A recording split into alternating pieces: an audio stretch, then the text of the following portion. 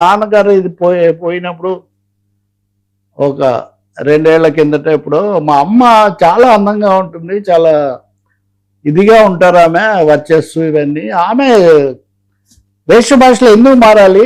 భర్తలు ఇదైనంత మాత్రాన వాళ్ళు బొట్టు పెట్టుకోకూడదు, లేకపోతే వాళ్ళ రంగు వస్త్రాలు ధరించకూడదు, లేకపోతే వాళ్ళకు శిరోజాలు ఉండకూడదు. ఇవన్నీ ఏమి ఎవరు పెట్టిన ఆచారాలు? పుట్టుకథ మా అమ్మ అంతకు ముందు నుంచి బొట్టు పెట్టుకుంది కదా. తర్వాత కూడా భర్త రావడంతో బొట్టు మొదలవ్వలేదు కదా మహిళకు అని ఆమె. ఇది ఇప్పుడు కాదు సార్, తరతరాల నుంచి ఉన్నటువంటి ఒక ప్రశ్న.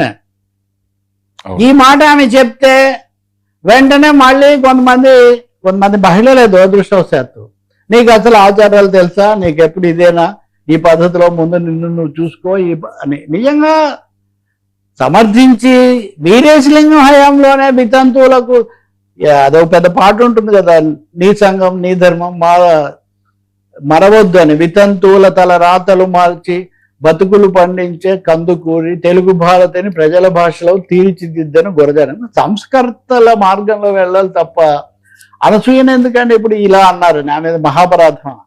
కాబట్టి మహిళలను కించపరచడం, మళ్ళీ వస్త్రాలు, ఇంకా చాలా ఉన్నాయి ఇప్పుడు చెప్పాలంటే. కంగనా రనౌత్ వర్సెస్ ఇంకా ఆమె షర్మిలా ఠాగూర్ గారు కూడా, ఆమె బెంగాలీ వచ్చు ఆమెకు.